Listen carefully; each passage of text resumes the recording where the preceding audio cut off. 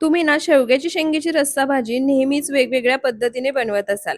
पण आज आमच्या घरी बनवली जाते तीच खास रेसिपी आणि तीच खास पद्धत मी तुमच्यासोबत शेअर करणार आहे. पण त्याआधी रेसिपी व्हिडिओ जर तुम्हाला थोडासा जरी आवडला तर व्हिडिओला जास्तीत जास्त लाईक करा, शेअर करा आणि चॅनलला सबस्क्राईब करायला विसरू नका. सर्वात आधी गॅसवर कढई गरम करायला ठेवली आहे. त्यामध्ये 2 मोठे चमचे तेल घालायचं. या कढईची लिंक जर तुम्हाला हवी असेल तर मी डिस्क्रिप्शन बॉक्समध्ये दिली आहे, तिथून तुम्ही घेऊ शकता. तेल गरम झालं की अर्धा चमचा जिरे घालायचे. जिरे छान फुलले, तडतडले की यामध्ये एक चिरलेला कांदा घालायचा आणि कांदा छान सोनेरी रंग येईपर्यंत परतून घ्यायचा. कांदा छान सोनेरी रंग येईपर्यंत परतून झाला की आता यामध्ये इथे मी एक चिरलेला टोमॅटो घेतलाय, तो घालायचा आणि टोमॅटो सुद्धा छान मऊसूद होईपर्यंत भाजून तर इथे पहा टोमॅटो छान मऊसूद होईपर्यंत कांद्यासोबत मी भाजून घेतला आहे. त्यानंतर आता यामध्ये काही पावडर मसाले घालायचे. पावडर मसाल्यांमध्ये इथे मी 1.5 चमचे कांदा लसूण मसाला किंवा तुमच्याजवळ जो साठवणीतला मसाला असेल तो घालू शकता. अर्धा चमचा गरम मसाला, 1 चमचा काश्मीरी लाल मिरची पावडर, अर्धा चमचा धनेपूड आणि अर्धा चमचा हळद घेतली आहे. सर्व मसाले घातल्यानंतर थोडंसं पाणी घालायचं आणि पाण्यासोबत हे मसाले तेल सुटेपर्यंत, कच्चेपणा जाईपर्यंत परतून घ्या. तर इथे पहा मसाले छान तेल सुटेपर्यंत, कच्चेपणा जाईपर्यंत परतून घेतले आहेत. मसाल्याला तुम्ही बाजूनी पाहू शकता छान तेल सुटले आणि रंगही छान आलाय. त्यानंतर आता यामध्ये इथे मी शेवग्याची शेंग चिरून घेतलीये. ती स्वच्छ धुवून घेतलीये. आता ही शेवग्याची शेंग यामध्ये घालायची. त्यासोबतच इथे मी 2 चमचे तूर डाळ स्वच्छ पाण्याने 2 ते 3 वेळा धुवून घेतलीये. ती तूर डाळ सुद्धा घालायची. या ठिकाणी तुम्ही तूर डाळीऐवजी मुगाची डाळ सुद्धा वापरू शकता.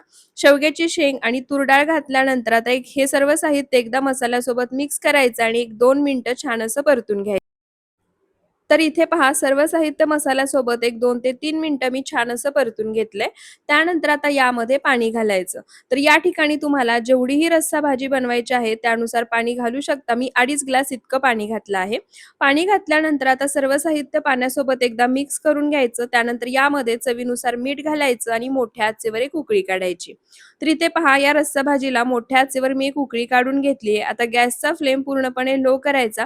एकदा ही रस्सा भाजी एकसारखी मिक्स करायची. त्यानंतर यामध्ये 3 मोठे चमचे भाजलेल्या शेंगदाण्याचं कूट घालायचं.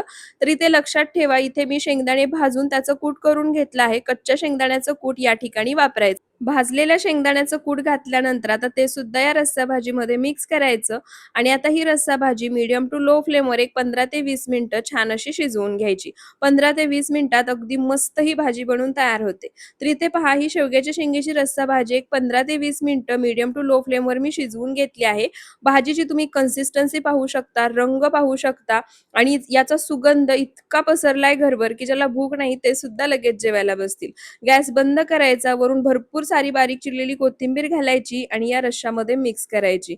मस्त झणझणीत गावरान पद्धतीचं शेवग्याच्या शेंगेचं कालवण बनून तयार झालं आहे. आमच्या घरी हे असंच बनवतात.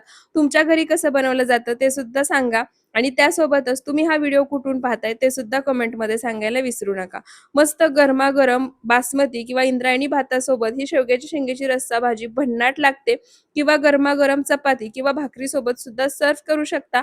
एकदा मी सांगितलंय या पद्धतीने नक्की बनवून पहा आणि व्हिडिओ आवडला असेल तर व्हिडिओला जास्तीत जास्त शेअर करा, एक लाईक नक्की करा आणि चॅनलला